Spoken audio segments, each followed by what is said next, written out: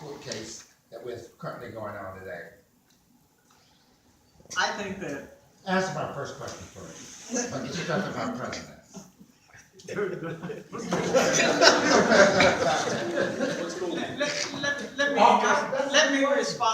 Let me respond this way. One of our Black College presidents testified on Tuesday of the first week. So that was January 10th. And so January 11th, it was a Wednesday. For the last 3 days, they have been using his testimony, his conversation, to reject the position of the historical Black College. You would think that he was a celebrity.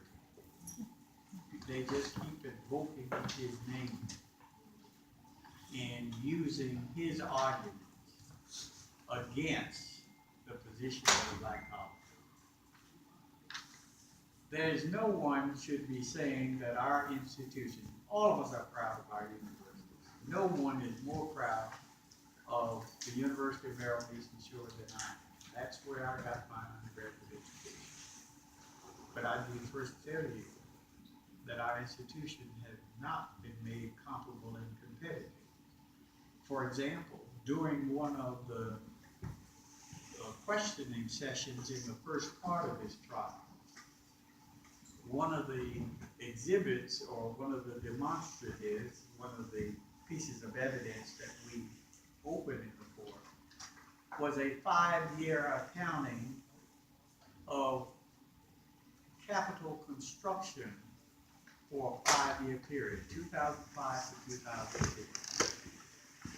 And our attorneys asked the president of Salisbury to read from this document.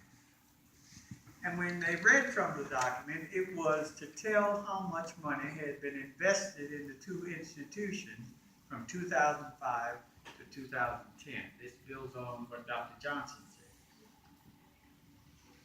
She read for Salisbury State, the president of Salisbury State, very affable, cordial lady. She said, the judge says, or our lawyer said, would you tell us what the total is for Salisbury State for the period 2005 to 2010? She very proudly said, rightfully so, $113 million.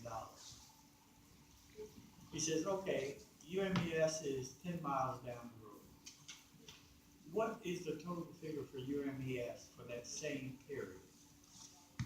And she stuttered a bit. And then she finally said, $3 million.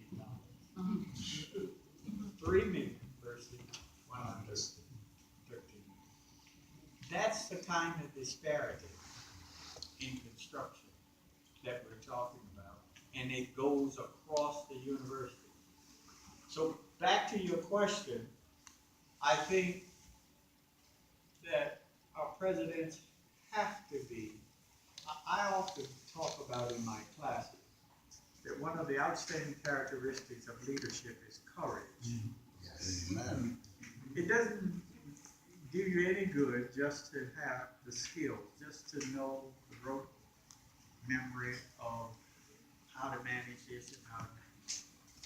But having the courage to speak truth to power, having the courage to tell the truth about your institution, no matter what the obstacles are, is so very, very important. And sometimes I think, and you're going to let me off with this, sometimes I think our presidents may not be as courageous as they should be. Now, what can you do to help? One, I think this all has to do with our government, our legislature. We ought to be demanding of our legislature. Yeah. It is a sin and a shame that Maryland talking about how progressive it is, talking about putting up statues in Annapolis of Frederick Douglass, Karen Mitchell at the University of Maryland campus. And by the way, don't be fooled. This is the University of Maryland system. When we say the state, that's just the facade for the University of Maryland. This is Curly Bird's University of Maryland. That's who's doing the fighting and the arguing and what has gotten us where we are in terms of these great disparities. It has been the University of Maryland is a major problem. They influence the politics of the state, therefore where the money goes.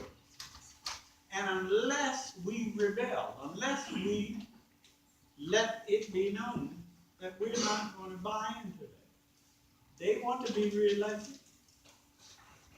They don't want to see the same thing that happened on Saturday throughout this country and across the globe. They know. And so, speaking directly to your representative, said, it's time for this to be over. And the governor can bring an end to it anytime he wants. And the legislature can be working with the governor. Our attorney general, he has to be an independent and speak to it, even if the governor doesn't. He's elected separate and apart from the governor. He happens to be a Democrat, the governor's a Republican. So my point is, we ought to be bringing pressure on our legislators and the governor and others to agree to the terms that have been set forth to fix this problem once and for all. All of that symbolism, look, symbolism has its place. Statue of Douglas, that's great. But we gotta sometimes get to the substance of it. Put the symbolism aside and get to the substance. The substance is, what are you doing now to raise us to another level in terms of the disparities and the discrimination against our life? What do you say about open letters to the judge, the Black Caucus, Attorney General? I don't think that open letters to the judge will help, but you should not assume that judges don't read newspapers and letters to the editor and other things like that. So When I meant open letter, I meant it had to go to be copied to the Sun, or because the judge is not supposed to be taking direct communication.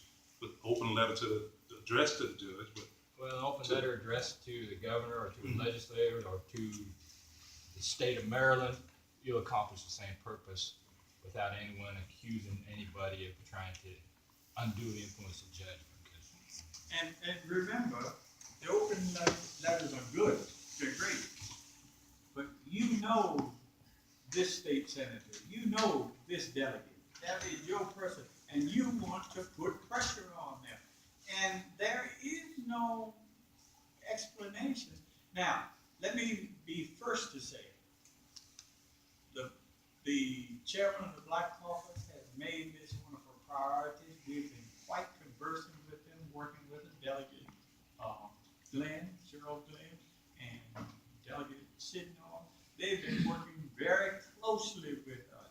Senator Conway has been just a warrior on the path. Norm Conway? No. no, I was about to. No.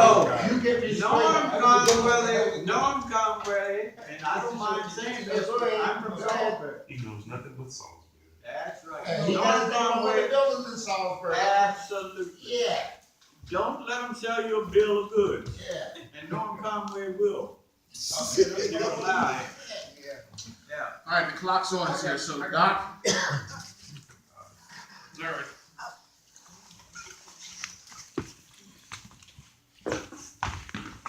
I call names.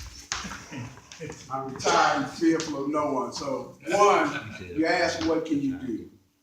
I want you to consider the concept of the Magnificent Seven. Dr. King talked about, it's not the words of the enemy, but the sounds of our friends. We got 7 friends that need to be awakened. Senator Young been playing Harold Melvin and the Blue Notes, Wake Up Everybody. I'm going to tell you who the 7 are. Faith-based community, 700 churches, Just in Baltimore City, 1,800 in the areas of the 4 black HBCUs. Our labor organizations need to be pulled up. Our civil rights organizations, I call names. The only one I've seen is National Acting Network. NAACP, SCOC, I haven't seen you. Haven't seen you. NAACP, sir. Well, it's good. Thank you. Haven't seen you in the trial yet. Have this trial, I'm here. Fraternities and sororities, missing in action. There are 9 on all 4 campuses. 9 of them. Alumni and students, we need more of you. Political organizations, Democrats are here and the Green Party is here. Whereas Republicans and others there. And then our communities. All of them need to be done. Let me close with this. 2 things need to be done, because I remember clearly the same great words that were being done by Aisha Brayboy. Love her dearly just like I do Delegate Cheryl Glenn. But the proof of the pudding is what legislation is the members of the Maryland Legislative Black Caucus going to introduce, because otherwise it's lip service. All right? We talk about legislation, not lip service, you making it number 1, because Aisha said the same thing. I was the lobbyist for the NAACP. It was the Maryland General Assembly's number 1 Black Caucus issue, was HBCUs. I was there when it happened, but it was lip service. And then we also need to send a message right now, starting now, to the governor. No appeals. Don't have the state appeal in this case. This case needs to be moved on. We don't need to go another 5 or 8 years with this case. This case needs to be settled. So that's what we need to do. We need to stop talking the talk and walk the walk. Because right now, when I look in the trial hearing every day, there's too many spaces. And come Monday, folks that look like many of us that are in this room are going to be coming to testify against us. Okay? So let's call it like we said. The room should be overflowing on Monday. We know that many of you can't come, but it's imperative that you do as much as you can to get somebody to come. And I'm very hopeful that we'll get some of these gorgeous buttons, these HBCU buttons that we have, so we can distinguish who's with us and who's against us.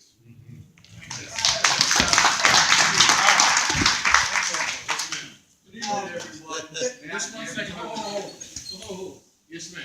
I just wanted to ask one question. On February the 9th, Peter Franshaw is coming into town because he wants to meet with community organizations. I don't know what he's going to be talking about. But my question to you is, what could, if anything, can be brought to his attention in regard to this? I think that just as I started out saying that this is not just about our black colleges, Right. it's about our communities around them, and ask him, what does he know about this litigation, number 1.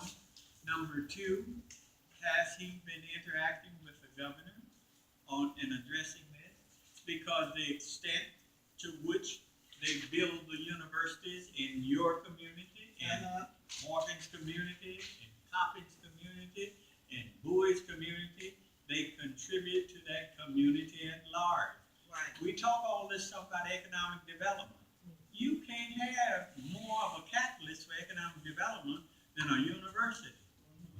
You can't have a better conduit for investing federal and state money in a local municipality than a university.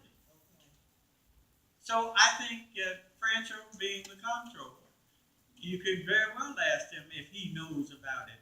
And if he is taking a role in, the governor is taking a role in solving this issue, and what it will mean, talk about what it would mean, just as I've said to you, what it could mean to your community. Creating jobs, creating business opportunities, raising the quality of life in your community.